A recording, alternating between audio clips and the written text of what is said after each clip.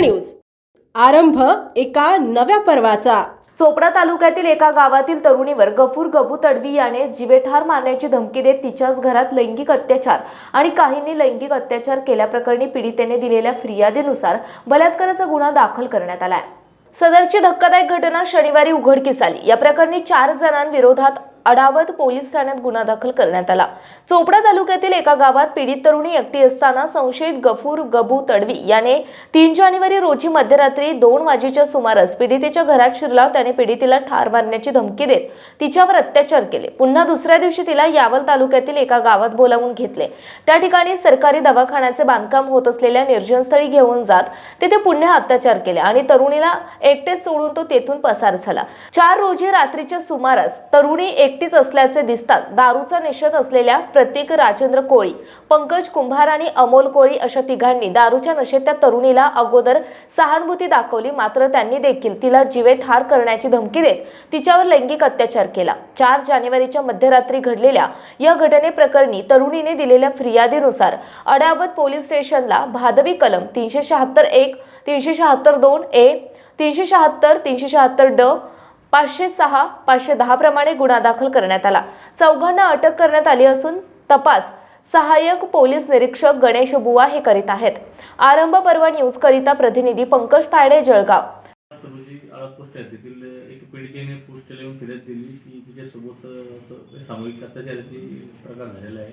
त्या अनुषंगाने आदरणीय डॉक्टर कुणाल सोनवणे सर यांना ही देखील माहिती मिळाली। त्यांनी शहानिशा करून आम्ही स्वतः घटनेची दखल घेऊन गुन्हा दाखल केला। रजिस्टर दाखल करून त्याची जी हकीकत होती त्यानुसार 4 आरोपी एकूण मिळून आलेले होते। त्यापैकी एक आरोपी आम्ही लागलेच गुन्हा दाखल झाल्यावर लागलेच त्याला अटक करण्यात आलेली होती। गफूर तडवी म्हणून जो मुख्य आरोपी होता, जो त्याने पीडितेच्या गावाचा असून त्याने पीडितेची जवळी करून तिचा गैरफायदा घेत त्याने तिच्यावरती अत्याचार केला होता आणि त्या अनुषंगाने त्याला पीडितेला त्याने तिच्या गावाहून तिला केंगाव येथे भेटण्यासाठी बोलवलं आणि त्या ठिकाणी तिला एकटी सोडून तिथून तो फरार झाला। आणि त्यानंतर केंगाव येथील 3 मुलांनी, त्याच्यात एक अमोल तायडे म्हणून आहे, त्याच्यानंतर पंकज कुंभार आणि प्रतीक कोळी म्हणून असे 3 मुलांनी एका दारूच्या नशेत एकटी मुलगी पीडितेला पाहून तिने परत त्याच्यावरती रात्रभर तिच्यावरती एक अत्याचार केलेला आहे।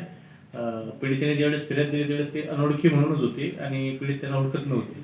त्या अनुषंगाने हा तपास थोडा आरोपीचा तपास करणं किंवा त्याचं शोध घेणं खूप जिकरीचं काम होतं।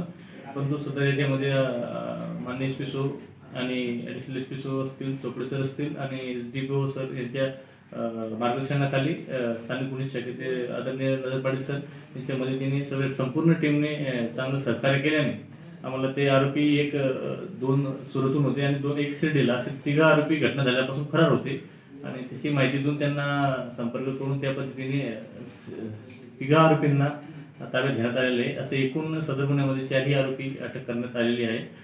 परिसरात देखील शांतता आहे, असं कुठेही कायदा सुव्यवस्थेचा प्रश्न नाही।